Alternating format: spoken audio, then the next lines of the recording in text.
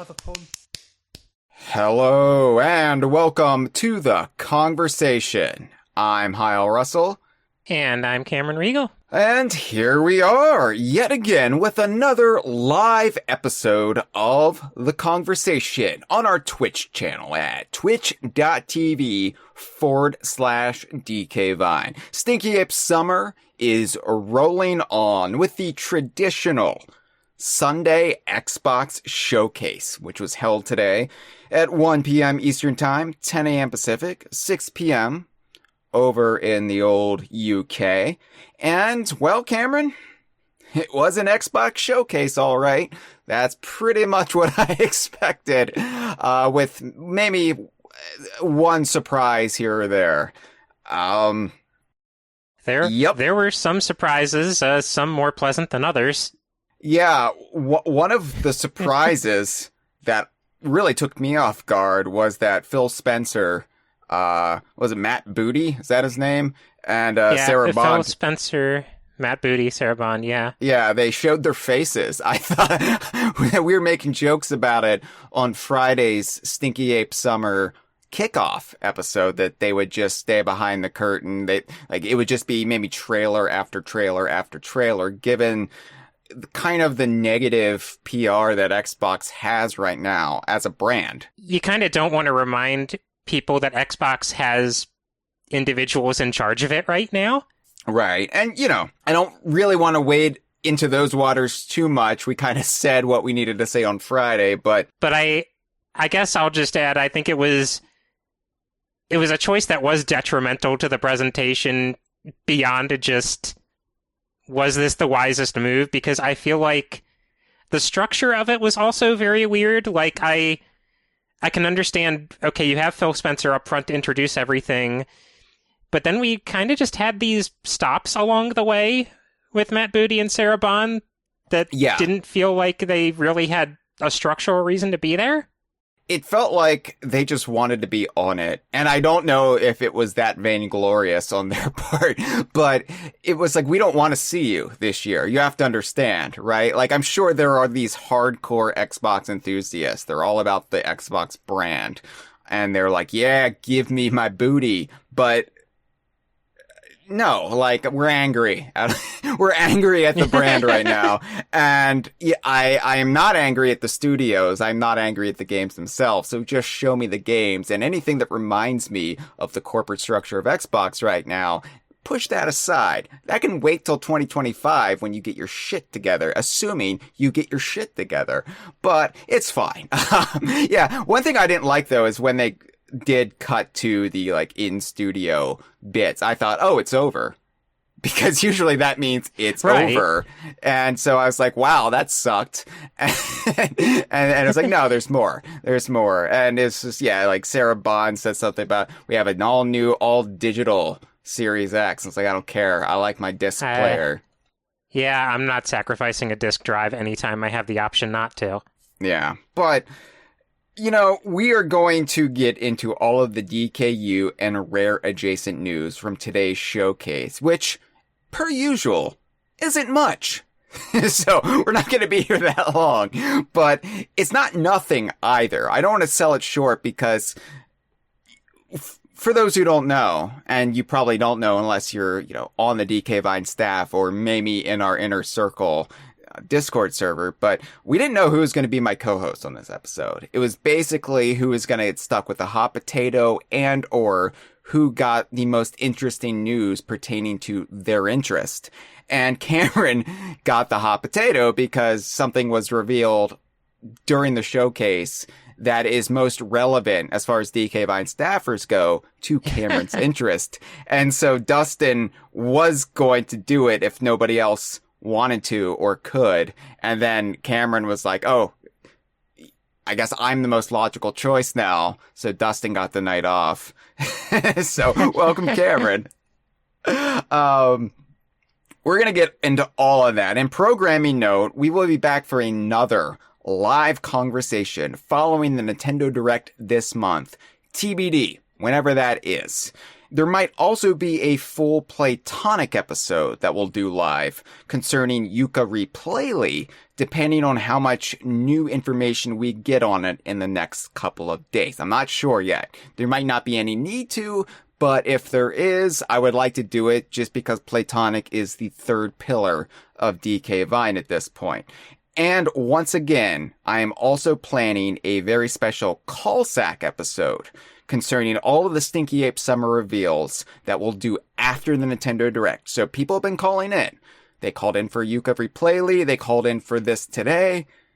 I will take your calls, but not on this one. We will do a full call sack episode with all 3 pillars of the DKU of Stinky Ape Summer, Playtonic, Rare, and Nintendo. That will be coming after it's all said and done.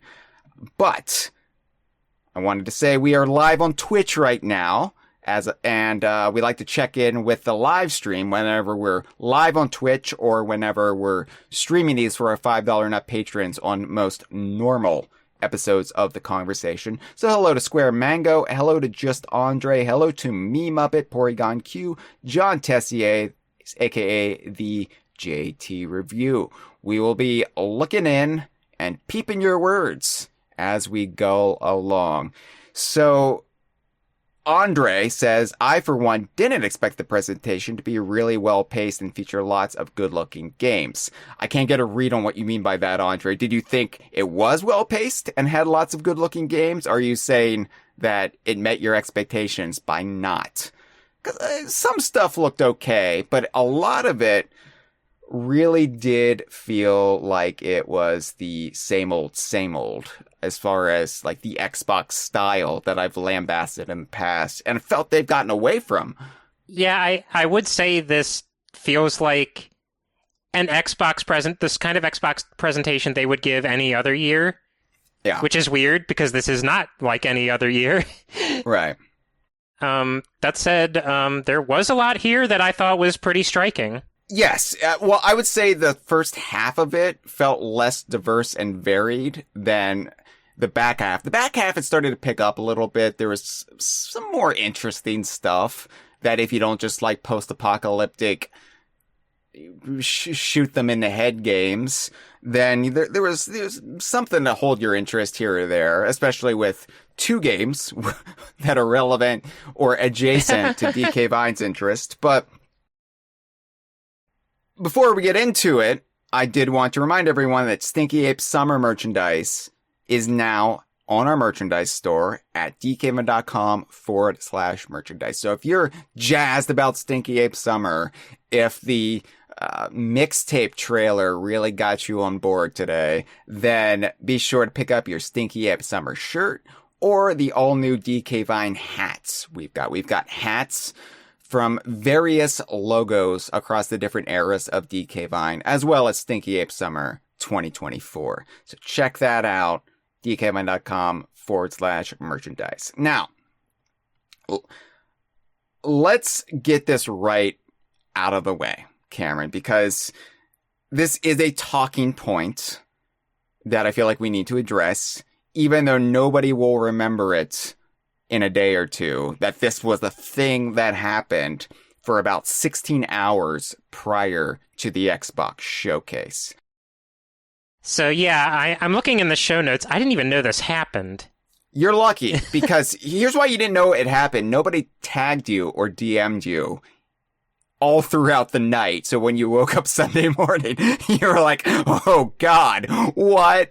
So yeah, Saturday night, there was an Xbox/Windows-centric journalist, blue check mark, lots and lots and lots of followers that, dwarfs DK Vines 100 times over. I'm not going to say their name because they were just clearly engagement baiting, and I don't feel like they deserve this validation, but they did. I will quote what they tweeted.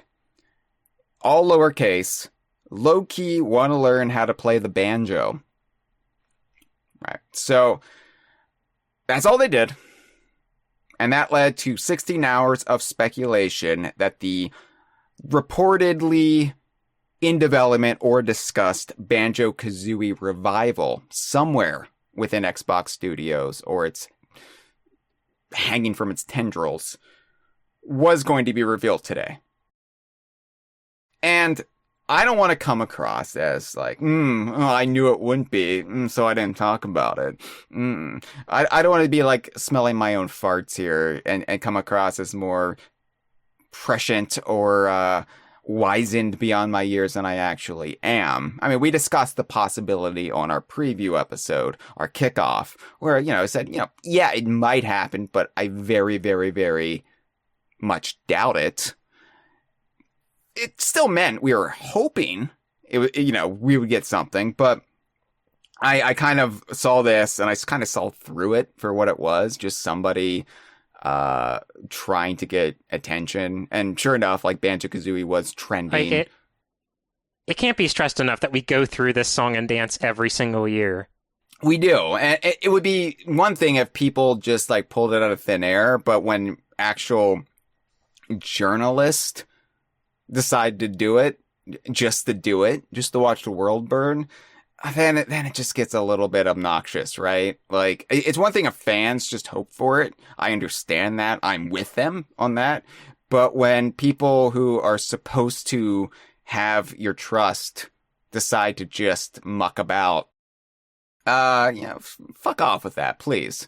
And we've had historically it happen where, like, it's completely unintentional, because if you have any remote connection to Rare or Playtonic, past or present, people will try to divine from absolutely anything you say online, no matter how innocuous it is. Yes, but there's a time and a place to maybe show off your banjo skills or your, I don't know. Yeah. Yeah, less than a day before the Xbox showcase, when your whole bag is reporting on Xbox or Windows, and you start talking about banjos, and you then in the comments just say, yeah, I'm just trying to get people going. Like, piss off, please, kindly find a receptacle and piss off in it. Don't make a mess. But,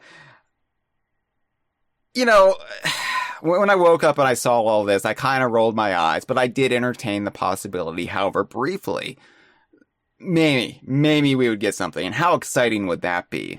But then a part of me thought, well, do I really want this to be the year, or the time at least, for the Banjo-Kazooie reveal? Because Yooka-Ree-Playly was just announced this past Thursday, and truthfully, I want Yooka-Ree-Playly to do well. I want Playtonic to do well, because the world is all the better for having Playtonic in it and making the kind of games that we love here at DK Vine, committed to the kind of games we love here at DK Vine. And let's be honest with ourselves. If a new Banjo-Kazooie game got announced, that would immediately take the wind out of the sails of Yooka-Ree-Playly. I mean, it would demolish any and all hype for it, because everybody would just be focused on the new Banjo-Kazooie game. Yeah, especially considering, like, it's very apparent from that trailer that there's still a lot of work to be done on Yooka-Ree-Playly. Yes. So I also just wouldn't want that sort of morality hit to hit Playtonic. No. It's one of the things, like, I entertained going into E3 2015, before Rare announced Rare Replay and Sea of Thieves, because we got the heads up that Rare was going to have this big rebranding and just unveiling of what they've been working on. And we thought, well, they kind of coaxed DK Vine out here, so it's probably going to be something to do with Banjo-Kazooie, which it was. I mean, Rare Replay. And Sea of Thieves is, tangentially related to Banjo-Kazooie in very broad ways. But it made me think, like, wow, this sucks for Playtonic. They're just wrapping up their Kickstarter for Yooka-Laylee, and if there is a new Banjo-Kazooie game from Rare, like, shit. But it luckily wasn't the case, and there was no Banjo-Kazooie sequel hanging over Yooka-Laylee, and I don't want that to be done for Yooka-Ree-Playly either. I mean, honestly, Tooka-Laylee, if they announced Tooka-Laylee and then a Banjo-Kazooie game was announced 3 days after that, that would just really be bad for Ukulele as well. And I do think we can get to the point where both the Yuka brands and Banjo-Kazooie can coexist. And it's not this either or thing. Like, well, Ukulele is good because we're not going to need Banjo-Kazooie, but as soon as we get Banjo-Kazooie, who needs Ukulele? Like, I think they can get to the point where they can just exist on their own merits and fans can love both, as I love both, as you love both, Cameron. But it's just going to take some time, I think, to get there. And especially the rehabilitation of Playtonic making 3D platformers. Like, we know they can create masterpieces, but creating a 3D platformer that satiates our hunger for it, hopefully, you know, they're fixing and addressing a lot of the issues with the original Ukulele with this.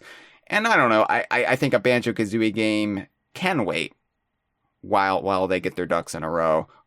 No pun intended there for Dr. Quack. But yeah, I'm fine having Banjo and Kazooie spend some more time in the wilderness if it gives Yuka Replayley and Playtonic the chance to assert themselves a little bit more. So, all things considered, had Yuka Replayley not been revealed, had Playtonic not shown off anything on Thursday, I would have really wanted Banjo-Kazooie. But I think once I got Yuka Replayley, I was like, you know what? I don't need it this year. And I know that's just me. I know other people out there will disagree, but I want both. But I'm wanting to give each their due. Yeah, I'd like to have both, but as I said, we do this song and dance every year. I never go into an Xbox presentation like with much hope Banjo-Kazooie will be there. I just sort of go in with the mentality of do not expect anything. If it happens, great. Right. And, well, that sort of backfired on me with another game, but we'll get to that. In the live stream, Square Mango says, I genuinely wouldn't be surprised if there isn't even a developer pegged down for whatever is coming up with Banjo. Like we said on the last episode of the Kongversation, I really don't know, because Xbox is kind of a mess right now. The rumors started a couple of years ago. There's a lot of industry scuttlebutt, but what that means, we might not have a full, clear picture for a while. Maybe there was a developer tied down. Maybe the studio was shut down. I don't know. I definitely think Banjo-Kazooie is, if not a priority, a pressing concern right now for Xbox. But I just don't know what state we're in, other than the state of decay. We're always in the state of decay for the Xbox showcases, it feels like. So Gigastrike says Old Man Banjo needs to make way for Ukulele. I'm not saying that. I definitely want a new Banjo-Kazooie game, but I think as the Ukulele IP and brand kind of comes into its own, and as I said before, it becomes less of an XP factor, where Yuka is just a reskin Banjo, Lele is just a reskin Kazooie, Trouser is clearly Bottles. You phrase it as Old Man Banjo, and I just picture, like, Old Man Logan, where we just have this new Banjo-Kazooie, where Banjo is geriatric and tired, and just wants to stop. Wandering the desolate wilderness. Yeah, like, honestly, yeah, hell yeah, that's the hook right there. That's how you do it. And then we can have, you know, the you think that's the last game, and then, like, several years later, there's, like Conker and Banjo, where they come together as this like loathing buddy duo, making all sorts of meta jokes. So yeah, that's all I have to say about Banjo-Kazooie, because that is all there is to say about Banjo-Kazooie. No Banjo-Kazooie. Sea of Thieves, though, spot on. We were spot on with our Sea of Thieves prediction. Yeah, it was kind of hard to not to be, because this is a weird year for Sea of Thieves presentation-wise, because they were basically advertising something they had already detailed extensively that they were planning to do this year. As I had explained to me very eloquently, and it made sense, the Sea of Thieves preview event, which was March 20th, was going to be something watched by the most diehard and ultra online of Sea of Thieves fans. The Xbox Showcase is watched by anybody with a vested interest in Xbox. So the larger population might not know what's coming down the road for Sea of Thieves because they're just not plugged in, and they're not like ultra dedicated to the ways of Rare or the DKU as we are. So having this big sexy trailer, I say big, it was a minute long, but having a showcase for the new features coming in Season 13, which will be coming late July of this year, it has some whiz bang that made me, announcing it in the preview, that only meant something for those really, really into Sea of Thieves or Rare. I also appreciate that it was able to present Season 13 in a very different way, because how we learned about what's coming in Season 13 in that preview video was very straightforward and technical and outlining directly what all the features are going to be. This is more of a cinematic, real, not necessarily directly showing gameplay, but conveying the feeling of what it will be and what it will mean for the story. And I always like when Sea of Thieves promotes upcoming features like this, because normally I feel like with a lot of games this is cause for complaint, where people show off and granted Sea of Thieves stuff tends to be using the in-engine models, but cinematic things that don't really give you an impression of how much of the actual game is done. Mm-hmm. With Sea of Thieves, I appreciate it because due to the nature of how Sea of Thieves plays, where everything is always in real time, and you can be with a group of 4 people who can be standing perfectly still, or standing on heads while people are talking, or doing dog dances. Perverted it's little nice dog dances. To see bits and pieces of Sea of Thieves story in this very curated cinematic style. Yeah, I agree, and it's always fun because you have the character of Nura, who was originally from the Tales from the Sea of Thieves book, and that specifically was a little weird this time. Yeah. So the trailer. Can I just say something though, really quick, before we get into the actual specifics of the trailer? Absolutely.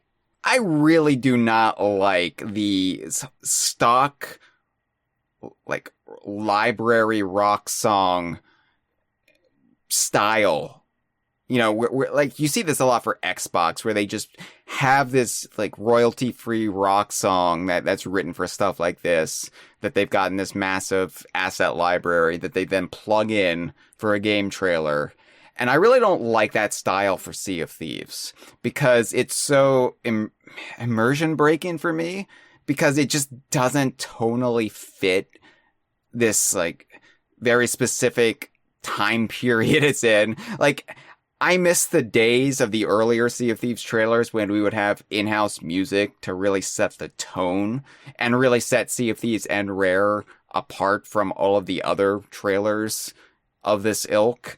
And I mean, yeah, that probably takes time and effort, and it's just easier to drop in a song that's somewhat applicable in tone and lyrics like this one was. But I don't know, it feels a little tacky and cheap in a way that Rare traditionally never has. It depends on the nature of the trailer for me. If it's a trailer primarily highlighting new tools and features coming to the game, or just trying to capture the general vibe of look at all the goofy fun stuff you can do online with your friends and strangers, then I don't really mind putting an upbeat Rocky Pop song in the back. Mm. This trailer, it's a little weird because it is the not the in-game debut of the main villain in Sea of Thieves. like comprehensively because he's been a floating head in the sky and other things, but like the physical like resurrection of like this big deal mega threat that's been looming over the game since before it came out. Yeah. And it feels like not really having like dedicated like Gravitas. oh shit is going down music for that kind of takes the teeth out of that. Yeah, it's like lacking the foreboding tone it should maybe have. And I realize there's a large contingent of players who want to ally with Flameheart, and they're like, yeah, daddy, yeah, fire daddy, come back to me and spank me. I think I was watching the presentation with the Idaho crew, and I think either Dustin or Ape made the quip that originally they were going to use Bad to the Bone. See, I wanted them to use hot like Buster Poindexter.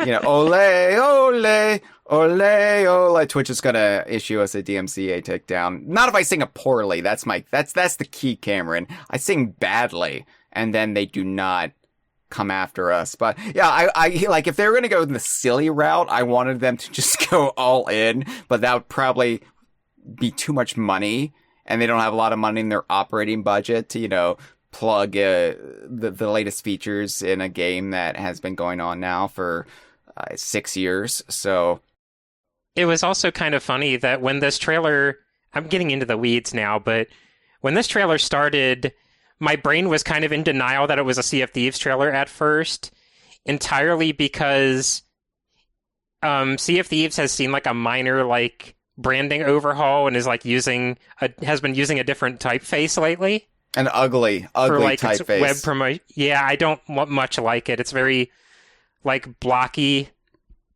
But I saw the old typeface come up in the trailer, and I'm like, well, that looks like the Sea of Thieves font, but they're not using it anymore, so maybe it's not Sea of Thieves. And then just Flameheart came out of his coffin, and I shut up. Yeah, the old Sea of Thieves font. Like, you mean the Windlass style font? Yeah. Yeah. Yeah, I much prefer that. But I knew it was Sea of Thieves immediately, one, because I recognized Flameheart's casket, his coffin, but also because there were more colors in this trailer than in all the trailers preceding it. It just had that vibrant, semi-realistic, but still cartoony look that you just know it's probably a rare game. And we obviously are very familiar with the Sea of Thieves style anyway, but there were a decent amount of, I'd say, like colorful and stylized games in this presentation, but certainly no other game looks like Sea of Thieves. Yeah. I'm not slagging off on all of the games, or even any of the games really, because you were with the Idaho crew. I was bouncing back and forth between the inner circle and another chat, and I was being a little snarky because you get kind of weighed down by all the zombies, by all the post-apocalyptic, like post-atomic fallout monsters crawling around. It's just like, all right, we get it, but can I have a new experience now? The real world is depressing enough right now, and it's a very scary time for everyone, everywhere. And I need my escapism. And I don't know, just showing this is what the world's going to be like in 5 years. I'm like, no, you know what? Can we, I don't know. I don't need something cartoony per se. I just want something, a little bit more, spiritually uplifting. And we got some of that. At the end of this episode, we'll give some games that are not related to DK Vine's interest, and we'll say, hey, you know what? That looked neat. But yeah, Sea of Thieves. I'm trying to stay focused here, Cam. I'm trying to stay focused. 2 games we have to discuss, and I can't stay focused. Anyway. Yeah. I guess to what I was saying earlier with seeing these familiar Sea of Thieves like pirates again that they tend to use in every trailer, The vibe of using them this time was a little bit weird because usually we're seeing these pirates in the context of like helping Jack Sparrow out of his cell or trying to meet with Guybrush Threepwood. Here they're kind of selling their souls to the devil, basically. Right. Like, what if we just try fascism? You know what? I like that Captain Flameheart because he just tells it like it is. What could be the worst in just giving him a shot? They really learned the worst possible lesson from that Monkey Island tall tale. So. Well, I mean, obviously, look, like I said in my article for it on DK Vine, even those who don't align their pirate with Captain Flameheart in the game will probably be trying out the Burning Blade world event just because commendations, as Jeff likes to say, you got to see those numbers tick up in your commendations. Number go up, smiley face. And it's not like Sea of Thieves has like a karma meter. You're not going to really have repercussions for trying to be a little bit evil as a treat. Did you mean to say repercussions? Because I really like that. we should coin that. No, but let's pretend I meant it. Yeah. So, whenever we do anything for the Reaper's bones in the game, like maybe we come across a flag for one of the trading companies, if somebody attacks us and we sink them or we just find it in the water, we're like, well, we want to sell it to the Reaper's bones and we might as well sell this other treasure we have. And how do we justify that? Well, it's currying favor with the enemy, going undercover so we can, see what's up with, we always try to find ways to morally justify it, in a kind of tongue-in-cheek way. And I'm sure we can do that with the Burning Blade. And I'm sure that's what Nine Cat Nura was doing in the trailer. But, the big hook of Season 13, for those who don't know, is that Captain Flameheart has physically reincarnated within the Sea of Thieves. Like, he's back in body, as opposed to just spirit. And they've rebuilt the flagship of his forces, the Burning Blade, which is this massive ship, bigger than anything in Sea of Thieves thus far. It's got 10 cannons on it. It's got a front-loaded flamethrower. And it's a different kind of world event in that players within the game can take it over, commandeer it, and pledge themselves to Captain Flameheart. And then they are controlling this roaming fortress that all other players in the server can then attack. It's a compelling argument, get on board with reducing the Sea of Thieves to ashes, and I'll let you drive my sweet ride. Yeah. So, I mean, that is like the big hook, and it's cool. It's something vastly different within Sea of Thieves, and there's also going to be other aspects to the season, like these skeletons are digging up these islands across the Sea of Thieves. They've got these like archaeological dig sites, and they're trying to get these orbs that have been buried by the ancients long ago. And anyway, yeah, the last few years of Sea of Thieves have been all in on orb lore. Yeah. So even if you don't want to take over the Burning Blade or muck about with that, you can still attack the skeleton encampments and go about it that way. And so there's going to be a lot. And of course, we will be playing it during DK Vine's Stream of Thieves Sundays at 11 a.m. Eastern, 8 a.m. Pacific, 4 p.m. BST. So even if you're not invested in Sea of Thieves personally, you don't play it yourself, you can still check it out through our eyes and chattering mouths every Sunday. But I'm looking forward to Season 13, and like I said on our preview, it's always nice to see Sea of Thieves in these events. Like I said, 51 weeks out of the year, Sea of Thieves really does give me that rare hit that I require. For the Xbox Showcase, I would like to see new stuff, other stuff, but I am always happy to see Sea of Thieves there, and it's so cool to me that 6 years on, Sea of Thieves is still getting a prominent place within all of these showcases, that it's still it's honestly one of the most reliable parts of the shattered Xbox brand. It's now a best-selling game on PlayStation 5. I mean, if you would have asked me a decade ago if Rare would be here now, I'd be like, no, Rare's going to be out of business in a decade. Because in 2014, it was the darkest year for Rare. And 10 years later, they've turned it all around. So I'm always going to be pleased to see Sea of Thieves. Yeah, it's the like rare bastion of like stability in under the umbrella of the DKU right now. Which we stability never had. And consistency, which is ironic because the game's had a lot of stability issues as of late, but yeah. We've never had stability for Rare since the buyout, honestly. And so to have that, to have something we can rely on and not worry about, they're going to shut down Rare because their latest game bombed. It's like, no, their latest game is the biggest success ever, and it's continually bringing in new fans and raking in money, and we can all relax. And that's why, there's a lot of people dooming and glooming about Everwild, because Everwild was not shown off at this event. And like, I can't personally speak to anything related to Everwild's development, but it is still being worked on. It is still a project that is in active development at Rare. They have not abandoned it.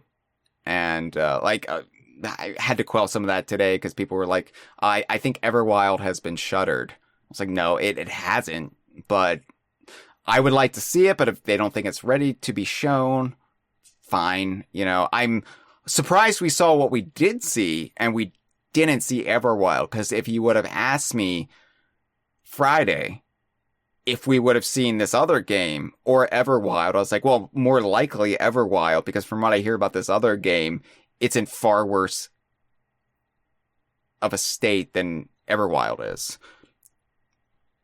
But surprise, surprise, we did get this game that I'm alluding to, and of course I'm talking about the Perfect Dark reboot. Like I said, in our predictions, we said a Sea of Thieves Season 13 trailer was a certainty. And the Banjo-Kazooie announcement was the most far-fetched thing. Not very likely. And, like, in the middle there, maybe Everwild. But I don't did you bring up the Perfect Dark trailer as a possibility? I think I brought up wanting to see it, but I had no confidence in it happening. Okay. Because, yeah, to give full context, the last real promotion we got for Perfect Dark was in 2020 when the cinematic announcement trailer played at the Game Awards. Yeah. And since then, most of the press about Perfect Dark has been either confirmed or speculative, a doomsaying on how development's going for them. Right. Yeah. This wasn't even on my radar. I don't think this was on anybody's radar, because we just thought... Yeah, I just went into the show honestly forgetting this was even a possibility. It was like I had beaten my hope down so far in regards to hearing anything more about Perfect Dark. I honestly thought a Banjo-Kazooie announcement was more likely than an update on Perfect Dark. That's why I didn't even broach it on our Friday episode. So when it started, we saw an airplane like fly and I talked about how a lot of these trailers used very similar tones or very similar shots. And we had already seen an airplane in one of these trailers as like the first shot. And I started snarking on it, oh, here we go again, and then immediately I heard the word Carrington being uttered, and I was like, oh, fuck. I should stop being snarky and pay attention, because this is Perfect Dark. And Yeah, showed lucky me. you. Yeah. So, yeah, Cameron, now you are, out of the DK Vine staffers, the one who is most interested in this, because I think you are probably the biggest Perfect Dark fan. Which is why I feel like such a fool for my path to realizing what this game was. Okay, now before you explain, though, can I just say, this was not your fault. You were watching it with the entire Idaho crew, and they're a chatty bunch. So, not your fault. So yeah, this trailer started, and we saw the airplane, and as with you, everybody was in full-on snark mode, and cracking wise about it very loudly, to the point I couldn't actually hear them say the name Carrington. Mm-hmm. So, for a good long while, I was still in the dark that this was Perfect Dark.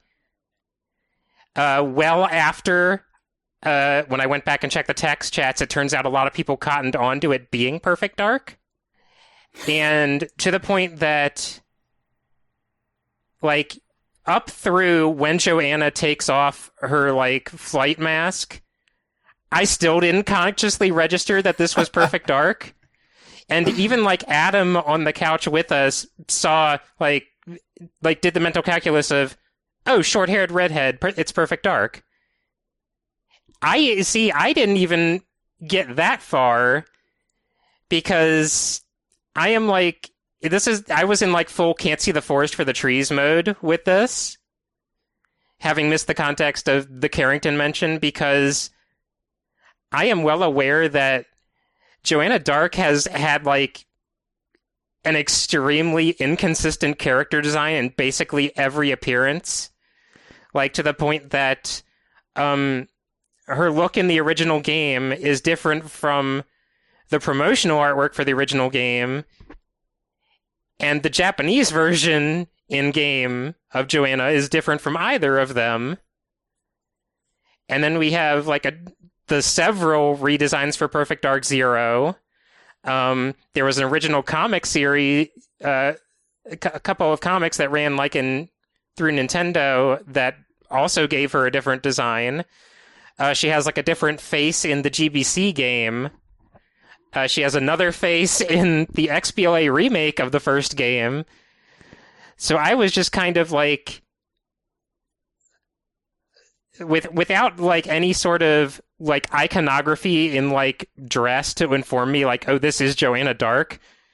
Like, just being a like young woman with short, bright red hair does not immediately register as Joanna for me. I wouldn't beat yourself up about this, Cameron, because I've talked a little bit about my own trailer blindness. Like, it's very hard for me to process immediately whenever I see a trailer, especially if it's something I'm interested in. And to be fair, the stuff I'm interested in, you know, it's Donkey Kong when Donkey Kong pops up, right? Like, you're not like, who could that be? So it's a little bit different, and the circumstances make complete sense. So, like, I heard Carrington right away because I was watching it in my isolated home office. So I was like, okay, like, it's Perfect Dark. And when she popped off the flight helmet, and it was like, it looked a little bit like the Perfect Dark Zero hairstyle. Like, we should just say, like, the new model of Joanna is a real life model, supermodel, in fact, who looks quite a bit like, I think it's a great amalgamation of all the previous Joanna Dark looks. Yeah, to be clear, like, even though I didn't immediately recognize the character was supposed to be Joanna Dark, I really like this look for her because, like, bluntly, it's one of the only times Joanna has looked like a real person. And I think it's an excellent, like, best of every world, like, compromise where, like, she looks like a real person, but she still has, like, the very short cut hair from the original design, but also has the striking red hair kept from Zero, and that seems to be one of the only things they've kept from Zero. Which is fine. Yeah, I don't think anybody's complaining. I've always been a much bigger fan of the original games that look for Joanna. Like, So, I'm not the world's biggest Perfect Dark fan. Like, I would say, out of the non-DKU rare franchises, GoldenEye and Perfect Dark, I have a little bit more interest in than Blast Corps or even Jet Force. I just can't get into those. At the very least, I have played a lot of GoldenEye in my life. Less Perfect Dark, but still more Perfect Dark than, the aforementioned other two games. So I'm not as invested in Perfect Dark as you are, but I also have an interest in it. And I really, really think this is the best Joanna has ever looked. She looks like a real person because she's based on a real person. But she's also has a British accent again. That's important. British accent. She's recognizable. If you've ever played a Perfect Dark game, you'll be like, oh yeah, that's Joanna Dark. She's attractive, but she's not like fake, as they said in our circle chat, wank bait. It's just, I think, great. Like this I can believe, like, oh, this is how like a covert operative might actually look. Right, exactly. So, I know the internet's a stupid, stupid place, and people are gonna, like, complain about this, but, shut up. Just shut up! Hey, log off! All that said, once all the pieces did click into place for me that, this is definitely Perfect Dark, which was when I saw Carrington on screen in text. I really love a lot of what this game is doing. For Perfect Dark, and kind of modernizing it and kind of taking advantage of aspects of the kind of franchise Perfect Dark is. Mm-hmm. Yeah, it's weird, right? Because the original Perfect Dark and Perfect Dark Zero was set in the near future, and we've blown past that. So yeah, we've blown past Zero and we've blown past the original Perfect Dark, which were 2020 and 2023 respectively. Yeah, so it's kind of those weird things like, how do you update this property when we're already past the future it was depicting? So what they've done is the plot of the game. It's set after. Like, I complain about the dystopian vibe of a lot of Xbox's games that they were showing off today. Like, there was the kind of this. I was making fun of it. There's this tendency to have like these very like placid, tranquil environmental shots, and you're like, "Ooh, this looks nice." And then the twist is there's a burned out car, and it's post-apocalyptic, and there's monsters. And it's just like, okay, yeah, it's just the same thing again and again and again. So I'm done with the dystopias. But this has a little bit of a little twist on it, putting a little bit of English on it, as Jeff would say, because she has her British accent back. It's set after this massive environmental collapse, which was called the Cascade. And much of the Earth has been rendered uninhabitable, save for these zones around the world. This hyper corporation called Core Mantis has created this solution called the Gen Network, where they've created these walled cities that have restored ecological balance, including Cairo, Egypt, which is where this Perfect Dark is set. And Joanna is dropped into Cairo. She actually parachute suits into Cairo to investigate and apprehend Daniel Carrington. I don't really know the extent of the plot and what is up, but the hyper corporations that are setting up this environmental restoration, their motives are, as it said on Xbox Wire, less altruistic than they appear. Yeah, and I do think there's going to be a wrinkle to what they present in this trailer, because for anybody who's played the original Perfect Dark, Daniel Carrington is who you're working for. Right. And and is like the ostensible like good guy in this conflict with Datadyne. Mm-hmm.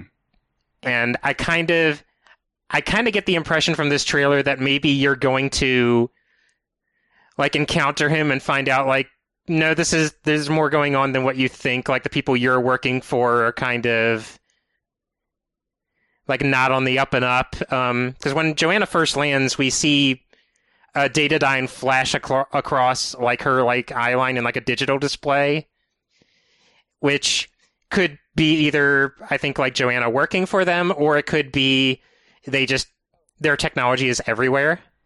She's working for them. In the Xbox Wire article, it says she's a Datadyne agent. Ah. Yeah, so... Yeah, so, yeah. I think there's another shoe dropping. Right, you're right. No, spoilers. Yeah, I must have, like, not registered that. That's a common theme for me today.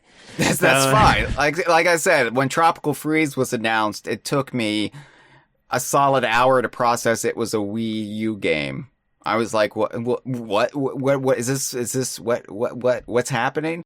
I think this is also just taking advantage of the fact that even though Joanna is not working for Datadyne in the original Perfect Dark, their iconography is just so much more baked in and striking in the Perfect Dark to the identity of Perfect Dark than anything to do with the Carrington Institute.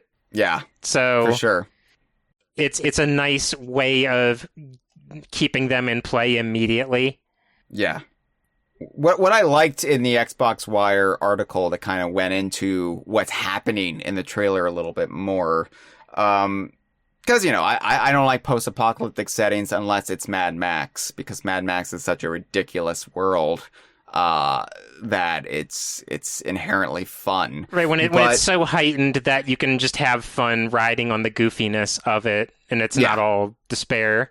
It's not the State of Decay 3 trailer where it was just the very rote, played out, Walking Dead style, things aren't the same as they were before monologue. It's just like, shut up.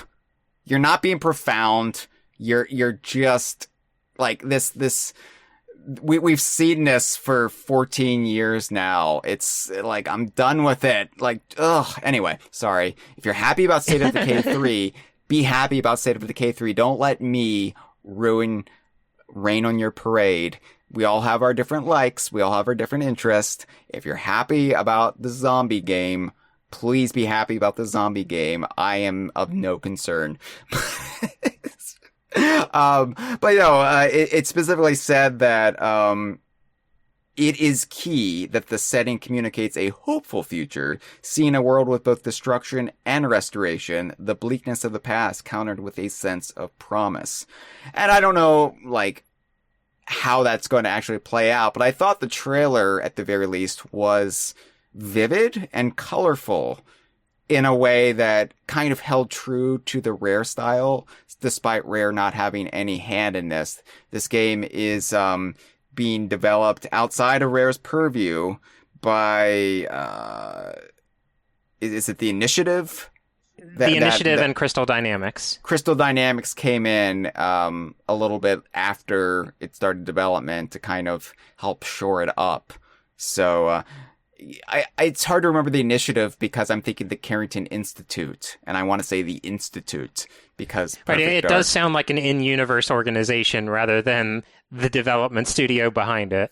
Yeah. I thought the Cairo setting, like the near future Cairo setting, was interesting. It made it look visually lush. It is very striking and colorful, and I think, like, to your point of, I think it's a smart inversion of, like, this is a dystopian future, but we're seeing a part of it that is, like, ostensibly a utopian, like, bubble within that dystopia. Yeah. Where, like, it, not, you know, that's not exactly what it is, but, like, on the surface level, it means you get to look at a very, like, pretty city. And you still get to mix in the kind of futuristic James Bond style gadgets and tech that Perfect Dark was born out of, being a like spiritual successor to GoldenEye. So like that is cool. And like all the gameplay itself looked very recognizable to anybody who played those two N64 games from Rare. Like, I would say this looked more recognizably as Perfect Dark than Perfect Dark Zero ever did. Maybe I'm off base there, not being a super Perfect Dark fan, but Perfect Dark Zero just never felt like it rang true to me. Yeah, the vibes are a little bit off in Zero. What I would say I appreciate in this game, and it's like some market differences from the original in Zero that are, I think, just partially born of necessity of like needing to modernize the gameplay formula of Perfect Dark, but also I feel like I'm excited for them because they strongly lean into the strengths of Perfect Dark's like premise and world. Mm-hmm. Which is we see a lot more of Joanna like doing things more that aren't just holding a gun or holding like the gadget you need to do the one thing in the mission. Like seeing her do a lot of parkour. We're seeing her like crouch down and do a lot of stealth things. And the Xbox Wire article highlights that like there are now there are like alternate ways of completing missions, and you can see in the trailer that there are like non-lethal weapon solutions, and I really love that for Perfect Dark. Now Perfect Dark and GoldenEye have like a very specific structure that I don't think it gels with everybody, especially if you're more used to modern games where you are given a very specific mission structure and a list of tasks, and if you get one of them wrong, the entire mission fails and you have to start all over. Right. But there were a like very, very small number of cases in the original Perfect Dark where you could kind of weasel your way into an alternate way of doing a mission. Specifically, the one that stands out to me is, and I'll try to keep this brief, there is a mission inside Area 51 where at the beginning you are given a cargo crate on like a sort of hover trolley and told it is full of explosives, and you are going to need to safely navigate it to a weak spot in the wall to blow up that wall so that you get inside the autopsy lab and rescue Elvis. Elvis is the alien, the extraterrestrial, not Elvis Presley. Really, really hoping there's some alien shit in this. We see like a brief moment in this trailer that leads me to believe that that's still in the ether, but like that's a card you want to play close to the chest. I was wondering if we'd get some grays in this because yeah, like that is one thing about the original Perfect Dark is it did kind of lean into some like rare silliness a little bit more. But yeah, to the point of what I was discussing with that mission.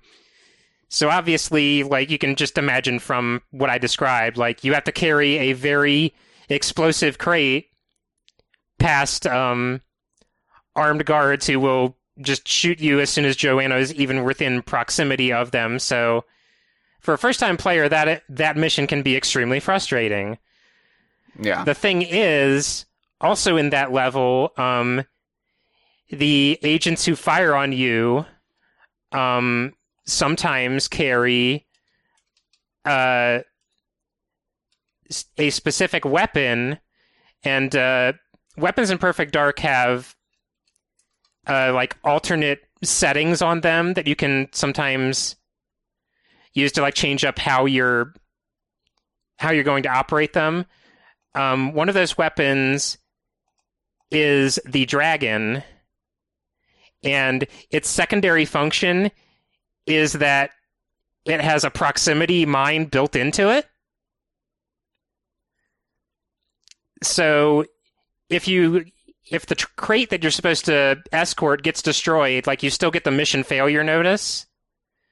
Mm-hmm. But you have an alternate way of completing that mission because you can take one of the weapons from the guards, set that secondary function run away, detonate it, and still blow up the wall.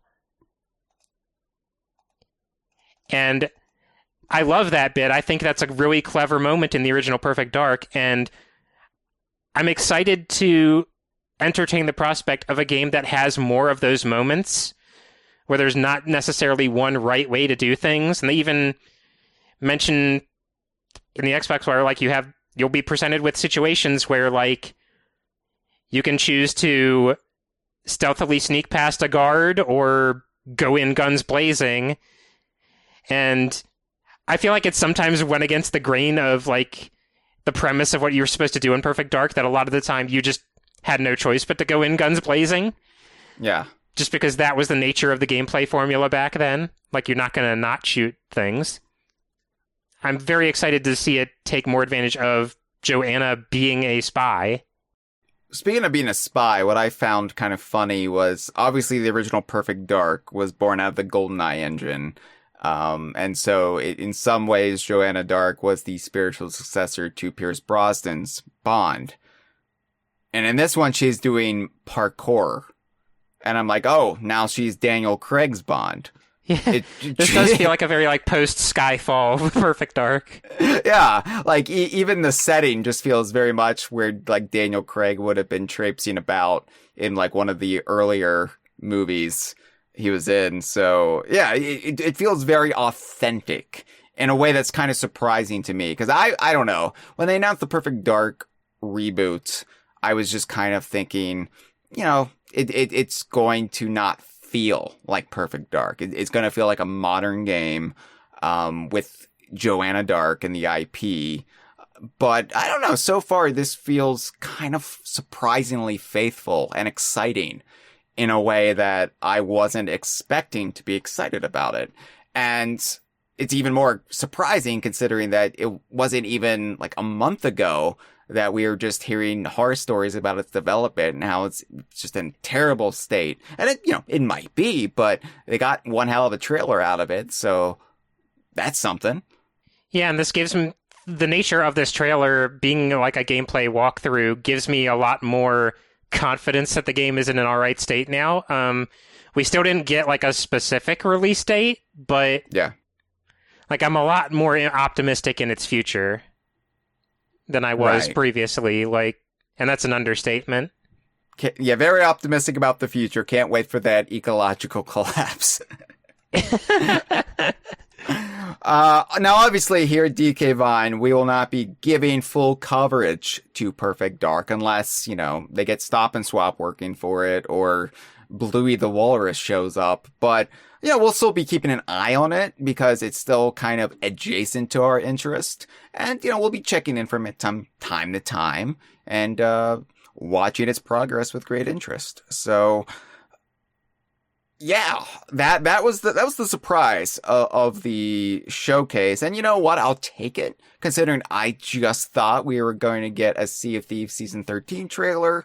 And this was outside of all realms of possibility for me. Like, I seriously thought a Banjo-Kazooie announcement was more likely than this. Then, yeah, you know, not too bad. I mean, all things considered, we've had worse Xbox showcases. So, in the entire history of the Kongversation, every time we've talked about the Xbox showcase, you could probably count on one hand how many times we were ultra excited about what was happening. So, yeah, this is kind of a middle of the road one, and that's better than the average. So, I mean, good job. Not you, Phil Spencer. Like, bad Phil Spencer. But as far as the studios themselves, good job. Did we fancy anything else, though? As we kind of wrap this episode up, because we've run out of actual DK Vine stuff to talk about, I always like to bring to the table, were there any other trailers that caught your eye? You know, I was like, hey, that's different. Hey, that is aligned with my wants and interest in video games. So there was a trailer that left a pretty strong impression on me, and I think it left a pretty strong impression on the rest of the Attica crew in general, because we were kind of all like feeling the vibe of this trailer.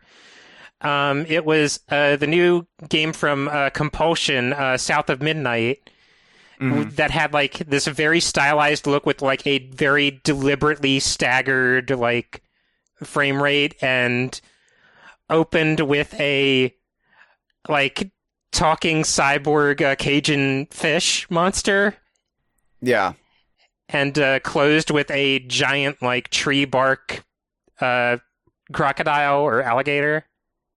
So, what wasn't this game shown off several years ago? Because I recall a game that was set in a bayou that had kind of this artificial stop motion look to it, and I was like, that looks cool and different and interesting. And then, of course, like so many games that I see at the Xbox showcases, I don't keep up with it and I forget about it. And then if it pops back up, I'm like, oh yeah, that game that exists. I mean, am I wrong there, or how? No, I think you're correct. It got an announcement trailer last June, but like with a very like different sort of vibe to it. Like I honestly didn't even peg them as the same game, but now like it's kind of like the memory is activated. But yeah, this definitely left a really strong impression on me. Just like it was fun. It like stylistically is interesting to me. I'm excited to see what happens from here. The only quibble I had with it was that the actual gameplay didn't look as stylized as the cutscenes. That was a little bit strange that it wasn't as staggered when you were navigating the character as it was in the cutscenes, because usually I'm conditioned to expect the opposite of that. Yeah. Like, I thought the cutscenes looked interesting, and then when it cut to the actual gameplay, it just looked like another Xbox game. And I was like, oh, that's kind of disappointing for me. I want to just give a nod to a joke Dustin quipped while we were watching the trailer, because I thought it was hysterical. Partway through, he just said like, "Oh, it's Bayonetta." That's pretty good. As far as I go, I don't know. Like I said, the last half of the showcase had more interesting games, in my opinion, than the first half. Like they front loaded it with like Bethesda and the very first game they led with was Call of Duty Black Ops 6, and I don't want to throw shade to people who are fans of Call of Duty or particularly Black Ops, because like I'm led to understand from people I know who like Call of Duty that like Black Ops is the like fun one, but like again, again, I am totally ignorant on all things Call of Duty, but I was just knowing that they were going to have a secondary showcase dedicated to Call of Duty to begin with. Right. After this presentation, like I was just glad to see them get it out of the way. It's just, I know it's not what I'm here for. I did not have George H.W. Bush on the Xbox showcase on my bingo card.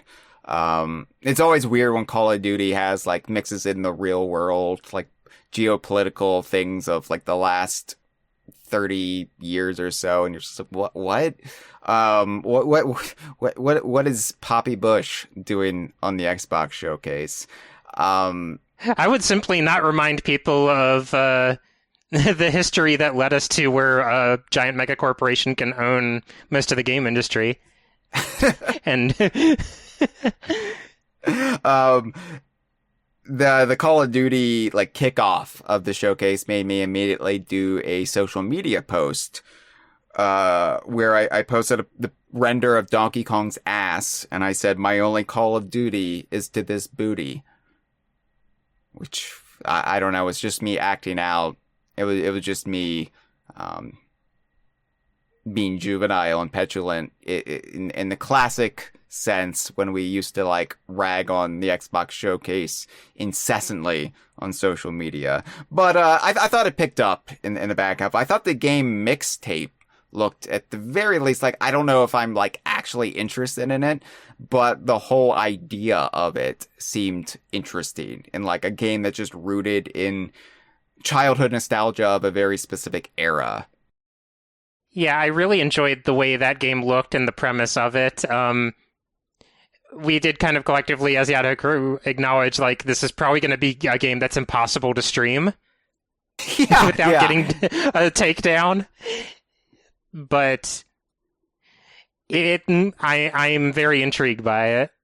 I think it looks cool. Like, again, like, I don't know if it actually looks that, I don't know, enthralling to me. Like, ooh, yeah, like, because, like, I feel like we've already, like, really just done all the nostalgia there is to do for that era, you know? But, you know, at least this one isn't like Stranger Things. There's no monsters about it, just about, like, a summer in these kids' life. And that's kind of cool. That's a cool premise for a game. Maybe, you know, and variety. I think I'm just enthralled by any variety in any Xbox showcase. If I'm just there for Rare and the DKU, then having trailers that look different always pop out at me, and I'm like, whoa, that's not Call of Duty, that's not State of Decay. I also like Microsoft Flight Simulator, that, you know, because that was it's okay to have planes when Flight Simulator does it. You can charter VIPs in Flight Simulator. Yeah, I'm living the dream. I'm being the driver for a rich person. Isn't that sad? That's the fantasy we go to in video games. What does that say about the mega corporations that own us? I thought the hot air balloon stuff was cool. No, I'm not slagging Flight Simulator, but I'm like, why is that in our fantasy? Like, why is that in our escapism? Oh yeah, I can shuttle around people more important than me. Fuck that. Oh god. Anyway, that's the Xbox showcase. Let's check in with the live stream. Andre just screamed Doom.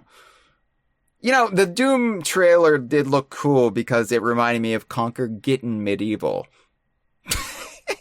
That's the way I related to it. I was like, oh yeah, that reminds me of that Conquer Live and Reloaded prequel that we never got. Yeah, there's a bit of an elephant in the room with Doom for me because of some stuff that went down a few years ago regarding the music for Doom Eternal, but I won't get into it here. Oh, I thought you were going to say regarding the movie starring Dwayne "The Rock" Johnson. I was like, yeah, that was a turd. Yeah, so sorry everyone, no Banjo-Kazooie, no Everwild, but you know, it is what it is, and maybe Nintendo will be even more disappointing. Yeah, it's too early to say, but we will be back for a live episode whenever Nintendo does their direct, the day of. We will announce the time, so tune in for there. But in the meantime, we're not just going to twiddle our thumbs. We'll be still churning out conversations throughout the week and weeks ahead. Thank you for agreeing to do this, Cameron. You got roped into it, but you had something you wanted to talk about, so it's on you. You should like less things, and then you won't have to do these. Lesson learned. Yeah, I hit the theme song again. I repeated the same bit that I did on the last episode. Just the same thing over and over again. It's like the Xbox showcase. Oh my god! This has been a File 2 production. Qué rico.